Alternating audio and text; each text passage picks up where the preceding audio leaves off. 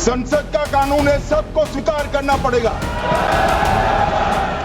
तुर्की में नहीं है, लीबिया में नहीं है, इजिप्ट में नहीं है, सूडान में नहीं है।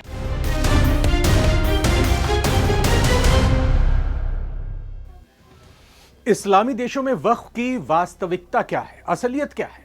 भारत की तुलना इस्लामिक देशों से करने पर आखिर आपत्ति क्यों जताई जाती है? वक्फ की अवधारणा कैसे अस्तित्व में आई? इसकी राजनीतिक धारणा क्या है? वक्फ व्यवस्था भारत में इतनी प्रभावशाली कैसे हो गई? नमस्कार, बहुत बहुत स्वागत आप सभी का। नव भारत टाइम्स आप देख रहे हैं, मैं रविंद्र सिंह आपके साथ। सारी दुनिया, जी हां, सारी दुनिया में बात आज वक्फ कानून की। वक्फ संशोधित कानून के खिलाफ दायर याचिकाओं पर सुप्रीम कोर्ट में एक तरफ सुनवाई चल रही है, वहीं पश्चिम बंगाल के मुर्शिदाबाद में वक्फ संशोधन कानून को लेकर फैली हिंसा के बाद अब तक तनाव का माहौल बना हुआ है। इस बीच देश के कई हिस्सों में अलग अलग संगठनों के प्रदर्शन भी देखने को मिल रहे हैं, लेकिन इन सब के बीच लोग इस सवाल का जवाब भी जानना चाहते हैं कि क्या वक्फ सिर्फ भारत में ही है और मुस्लिम देशों में वक्फ होता है या फिर कोई और व्यवस्था होती है? तो वक्फ बोर्ड्स के प्रबंधन के लिए लाए गए विधेयक पर पिछले हफ्ते जिस तरह की जोरदार बहस देखी गई, वैसी अब तक बहुत कम दिखी है। भारत की संसद में पिछले 25 साल में ऐसा दृश्य शायद ही दिखाई पड़ा था। इस बहस का असर इतना ज्यादा था कि राजनीति में दिलचस्पी ना रखने वाले लोगों का भी ध्यान इस तरफ चला गया। केंद्र सरकार की इस पहल का विरोध करने वालों ने जहां यह दलील दी कि यह मुसलमानों की संपत्ति पर सरकार की गैर जरूरी दखल है, तो कुछ लोगों ने इसकी तारीफ करते हुए कहा कि अगर उसने ऐसा नहीं किया, या यूं कहें कि अगर उसने ऐसा नहीं किया होता तो हम अपनी सारी जमीन वक्फ बोर्ड के हाथों गंवा चुके होते। अब जो इस मसले पर पक्ष विपक्ष में अपनी भावनाएं रख रहे हैं, वो लोकसभा और राज्यसभा में इस बिल को लाने से पहले चलाए गए अभियान से पैदा हुए नैरेटिव का नतीजा है क्या? ऐसा कहना शायद गलत नहीं होगा। इस नैरेटिव के समर्थन में आए बीजेपी के लोकसभा सदस्य संबित पात्रा के बयान ने आमतौर पर प्रतिक्रिया ना देने वाले कानूनी और इस्लामी इतिहास के विशेषज्ञों समेत कई लोगों को हैरान कर दिया। संबित पात्रा ने क्या कहा, आइए पहले आपको वो सुनाते हैं। क्या वक्फ प्रॉपर्टी इस्लामिक देशों में है? मैं इस्लामिक देशों का नाम पढ़ूंगा जहां वक्फ का वजूद नहीं है। तुर्की में नहीं है, लीबिया में नहीं है, इजिप्ट में नहीं है, सूडान में नहीं है, लेबनान में नहीं है, सीरिया में नहीं है, जॉर्डन में नहीं है, तुनीसिया में नहीं है, इराक में नहीं है। भारतवर्ष में वक्फ बोर्ड है। वक्फ प्रॉपर्टी को कानूनन सुरक्षा, लीगल प्रोटेक्शन दिया गया है। उसके बाद भी हंगामा क्यों है बरपा? उसके बाद भी हंगामा क्यों है बरपा? मैं पूछना चाहता हूं। तो आपने सुना, संबित पात्रा ने संसद में कहा, मैं छाती ठोक कर कहना चाहता हूं कि पूरी दुनिया में अगर मुसलमान कहीं सुरक्षित और संरक्षित है तो वो देश भारत है। इस्लामिक देशों में वक्फ की क्या स्थिति है? क्या इस्लामी देशों में वक्फ संपत्तियां मौजूद हैं? उन्होंने कहा कि मैं उन इस्लामिक देशों के नाम पढ़ूंगा जहां वक्फ के नाम का वजूद तक नहीं। तुर्की में नहीं है, लीबिया में नहीं है, मिस्र में नहीं है, सूडान में नहीं है, लेबनान में नहीं है, सीरिया में नहीं है, जॉर्डन में नहीं है, ट्यूनीशिया में नहीं, इराक में नहीं है। भारत में वक्फ बोर्ड है। वक्फ संपत्ति को कानूनी सुरक्षा दी गई है। वास्तविकता क्या है? यह तो संबित पात्रा की बात हुई, लेकिन वास्तविकता क्या है मुस्लिम कंट्रीज में? दुनिया के हर इस्लामी देश में एक वक्फ होता है। हालांकि यह जरूरी नहीं कि इसे वक्फ ही कहा जाए।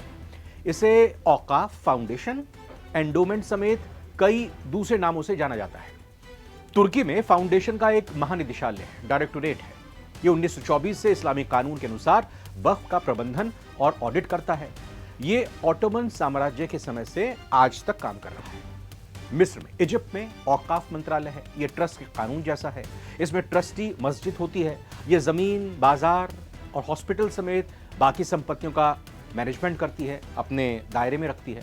इसी तरह से सूडान, सीरिया, जॉर्डन, ट्यूनीशिया और इराक जैसे देशों में वक्फ विभाग धार्मिक मामलों के मंत्रालय के अंदर काम करता है, उसके तहत काम करता है। दरअसल इराक में सुन्नी बंदोबस्ती कार्यालय, शिया बंदोबस्ती कार्यालय और गैर मुस्लिम समुदायों का बंदोबस्ती कार्यालय है। वहीं सऊदी अरब, ओमान, संयुक्त अरब अमीरात यानी यूएई, बांग्लादेश, मलेशिया, इंडोनेशिया जैसे कई अन्य इस्लामी देशों में धार्मिक मामलों के मंत्रालय के तहत बंदोबस्ती विभाग जैसे इस्लामिक धार्मिक बंदोबस्ती, यरूशलेम या फिर वक्फ है। इस्लामिक स्कॉलर्स और जानकारों के मुताबिक वक्फ की शुरुआत बहर ए मुल्ला में हुई थी। ये एक तरह का दान था जिसे पैगंबर मोहम्मद के चचेरे भाई और साथी उस्मान इब्न अफ़्फ़ान ने बनाया था। वक्फ की अवधारणा तब सामने आई जब खलीफा उस्मान को एहसास हुआ कि रेगिस्तानी क्षेत्र में पानी की कमी के कारण मदीना के पास एक व्यक्ति पानी बेच रहा था। इसके कारण उन्होंने अल्लाह के नाम पर पानी की सुविधा खरीदी ताकि ऊंटों के लिए पानी मुफ्त में उपलब्ध हो सके। 1400 साल बाद भी ये वक्फ मौजूद है। अब क्या हमारे देश की इस्लामी देशों से वक्फ कानून पर जो तुलना की जाती है वो करनी चाहिए? क्या वो सही है? हालांकि कुछ विशेषज्ञ भारतीय वक्फ की तुलना इस्लामी देशों से करने पर बुनियादी तौर पर अपनी एक अलग राय रखते हैं, मुख्तलिफ राय रखते हैं। इनका मानना होता है कि हमें अपनी तुलना इस्लामी देशों से बिल्कुल नहीं करनी चाहिए, क्योंकि हम कोई धर्मतंत्र है नहीं। इस्लाम उन मुस्लिम देशों का राजकीय धर्म होता है। इस्लामी राष्ट्र में धार्मिक मामलों के लिए मंत्रालय होते हैं। हमारे पास अल्पसंख्यक माइनॉरिटीज मामले हैं और मंत्रालय हैं, और हम अपने संविधान से इसको संचालित करते हैं, इसको देखते हैं। हर देश की अपनी व्यवस्था होती है और इस्लामी राष्ट्र से तुलना वाजिब नहीं है। जब भी कोई बात भारतीय मुसलमानों से जुड़ी होती है तो कहा जाता है कि दूसरे देशों में ऐसा नहीं होता। इसकी जगह तुलना भारत में जो हो रही है उससे होनी चाहिए। जैसे भारत में कानूनी व्यवस्था क्या है, इस्लामी देशों से हमारा क्या लेना देना है। एक्सपर्ट ने इसे लेकर एक एग्जाम्पल देकर उसको समझाया। उन्होंने कहा कि इस्लामी देशों में सड़कों पर नमाज पढ़ने की अनुमति नहीं है, लेकिन भारत में सड़कों पर धार्मिक जुलूस निकालने की इजाजत है। फिर उनकी कानूनी प्रणाली को हमारी प्रणाली से, हमारे भारत की प्रणाली से कैसे कंपेयर किया जा सकता है, ये सवाल वो खड़ा करते हैं। अब क्या वक्फ को लेकर गढ़ा गया नैरेटिव, मतलब कोई धारणा बनाई गई है? इसके पक्ष और विपक्ष में इसको भी समझना जरूरी है, क्योंकि इसे समझने के लिए हमें सांसद और डीएमके के उप महासचिव ए राजा का एक बयान आपको यहां पर बताना होगा। जिक्र करते हैं उनका। उन्होंने फैलाई जा रही गलत धारणा का लोकसभा में उल्लेख किया। उन्होंने लोकसभा में कहा कि संसद में नए कानून के मसौदे को पेश किए जाने से पहले संयुक्त संसदीय समिति यानी जेपीसी, जॉइंट पार्लियामेंट्री कमेटी ने एक जांच की थी। उन्होंने कहा था कि लोकसभा में अल्पसंख्यक मामलों के केंद्रीय मंत्री किरण रिजिजू ने जब वक्फ विधेयक पेश किया था तो कहा था कि तमिलनाडु के तिरुचिरापल्ली जिले के एक पूरे गांव को हजारों एकड़ जमीन वक्फ की संपत्ति घोषित कर दी गई। इस मामले की जब जांच की गई तो पाया गया कि ऐसा है ही नहीं कुछ। जिला कलेक्टर, राजस्व अधिकारी और एक अन्य अधिकारी ने जेपीसी के सामने इस बात की गवाही दी थी। इसके अलावा आपको बताते हैं कि इस बात का खंडन भी किया जाता है कि वक्फ बोर्ड अपनी इच्छानुसार कोई भी जमीन ले सकता है। दरअसल बोर्ड मुस्लिमों का निजी निकाय नहीं होता, उनकी निजी संपत्ति नहीं होती। ये एक सरकारी निकाय है। भारत के संविधान के अनुच्छेद 12 में वक्फ को केंद्र और राज्य सरकारों, संसद और राज्य विधानसभाओं के साथ साथ वैधानिक निकायों के रूप में परिभाषित किया गया है, डिफाइन किया गया है।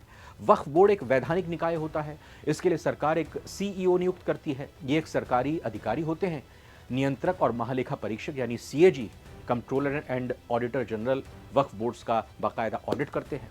कई मौकों पर सुप्रीम कोर्ट ने इस तर्क को सही ठहराया है कि वक्फ बोर्ड अनुच्छेद 12 के तहत आता है और यह मनमानी नहीं कर सकता। किसी भी भूमि को वक्फ संपत्ति घोषित करने से पहले 3 स्तर पर जांच की जाती है।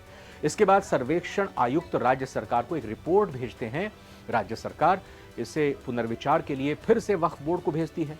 इसके बाद बोर्ड पूरी तरह से विचार विमर्श करने के लिए उसके बाद फिर से सरकार को इसे वापस भेजता है।